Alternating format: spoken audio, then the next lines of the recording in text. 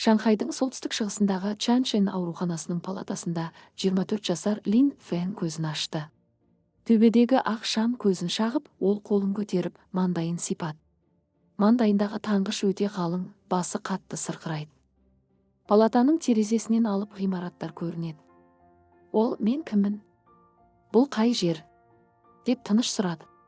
Қасында отырған бейтаныс әйел, жас, жүзі жұмсақ, көздері сіңген.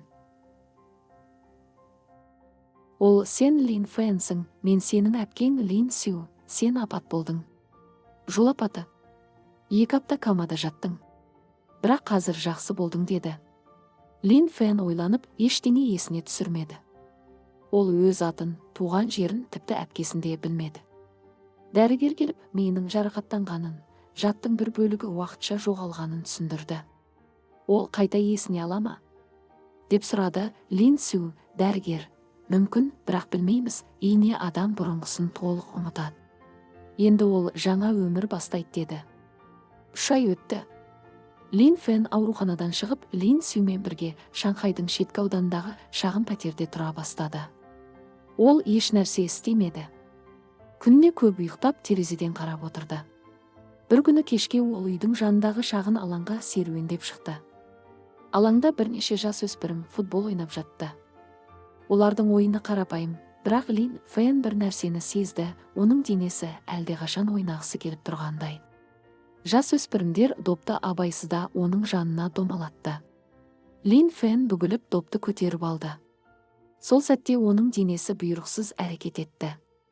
Ол допты оң аяғымен көтеріп, тіземен 2 рет соғып, сол аяғымен артына бір айналдырып, сосын допты серіппемен қақпа тұсына дәл лақтырды. Жасөспірімдер таңырқап: «Сен кімсің? Ойыншысың ба?» деп сұрады. Лин Фэн өзі де таңғалған болатын. «Не істегенімді білмеймін. Менің денем өздігінен қимылдады» деді. Ол допты жерге қойып үйге қайтты. Сол түннен бастап Лин Фэн күн сайын алаңға барып денесін бақылайтын. Ол допты ұстағанда іштен бір күш оны басқаратындай. Аяқтары автоматты түрде дриблинг жасап, шабуылға шығып дәлінен соғады. Ол мұны ешкім үйретпеген, еш жерде оқымаған. Бірде алаңға бір кісі келіп, Лин Фэнді ұзақ бақылап тұрды. Бұл егде тартқан, сақал мұрты ағарған, көзі өткір адам еді. Ол жақындап: «Қанеки, сенімен бірге ойнайық» деді. Лин Фэн келісті. Ескісі қарсы тұрып, допты тартып алуға тырысты. Бірақ Лин Фэннің аяғы жылдам, денесі икемді. Ол 3 рет айналып өтіп, допты қақпаға дәл бағыттады. Ескісі таңырқап: «Сен бұрын футболшы болғансың. Тіпті кәсіби деңгейде ойнағансың. Сенің атың кім?» «Лин Фэн, бірақ мен ештеңе есімде жоқ. Апат болды» деді. Ескісі ойланып: «Мен футбол жаттықтырушысы Ван Хаймын. Келесі аптада менің командамның жаттығуына кел. Сенің талантың әлі жоғалмаған» деді. Лин Фэн Ван Хайдың шақыруын қабылдады. Жаттығу базасы шағын еді, төменгі лиганың Шанхай Скай командасы. Лин Фэн алғашқы жаттығуда барлығын таң қалдырды. Ол ешбір тактикалық нұсқауды түсінбесе де, денесі әр допты дұрыс бағыттайтын. Ван Хай оның қозғалысын бейнеге түсіріп талдады. 2 күннен кейін Ван Хай Лин Фэнді шақырып алып: «Мен сенің өткеніңді білдім. Сен бұрынғы Шанхай Ист командасының жұлдызы Лин Фэн. 3 жыл бұрын сен ұлттық құрамаға шақырылдың. Сен керемет шабуылшы едің. Бірақ сенің эгоң үлкен еді. Командаластарымен ұрысып, жаттықтырушылармен айтысып, ішімдікке салындың. Содан кейін жол апаты. Енді сен ештеңені есіңде жоқ. Бірақ денең сені сатпайды» деді. Лин Фэн бұл сөздерді естіп басын ұстады. «Мен өткенімді білгім келмейді. Мен жаңа адам боламын» деді. Ван Хай: «Оңай емес. Өткеніңді білмесең де, бұрынғы қателеріңді қайталауың мүмкін. Футбол бұл айна. Ол саған кім екеніңді көрсетеді» деді.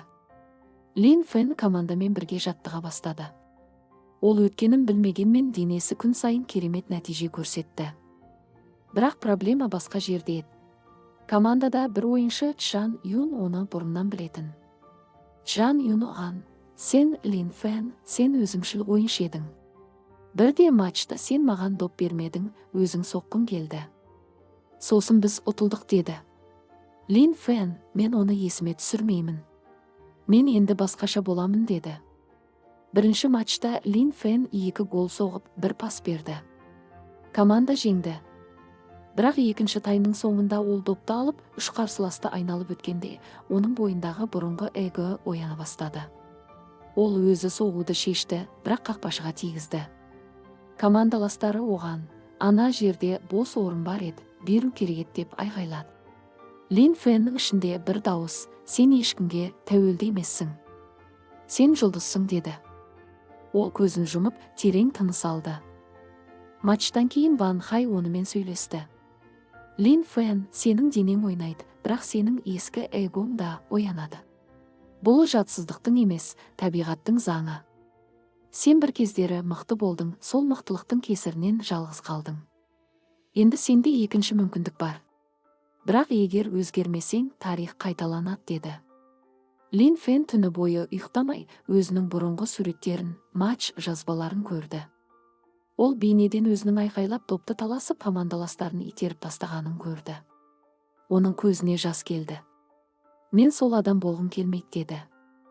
Ертесіне ол Ван Хайға барып, маған көмектес. Мен өз қателерімді түзеткім келеді.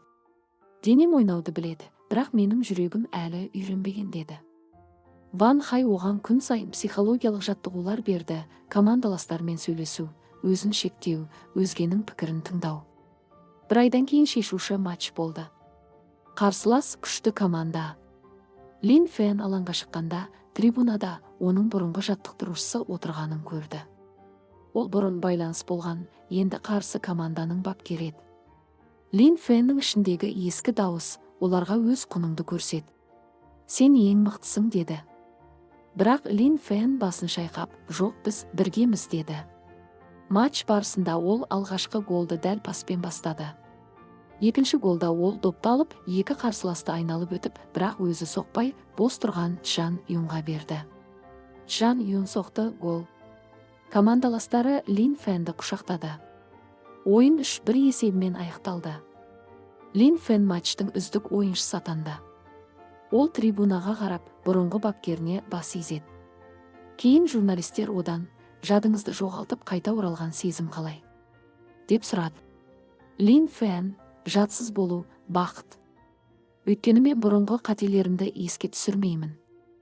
Бірақ одан да бақыттысы, мен сол қателерді қайталамауды үйрендім. Дене футбол ойнауды біледі, бірақ ең қиыны жүректі өзгерту. Мен енді өз эгоммен емес, командамен ойнаймын деді. Сол күні кешке Лин Фэн алаңға шығып көкке қарады. Ай ашық, жел тыныш. Ол бірінші рет өзін еркін сезінді. Жатсыз басталған жол енді саналы түрде жалғасты.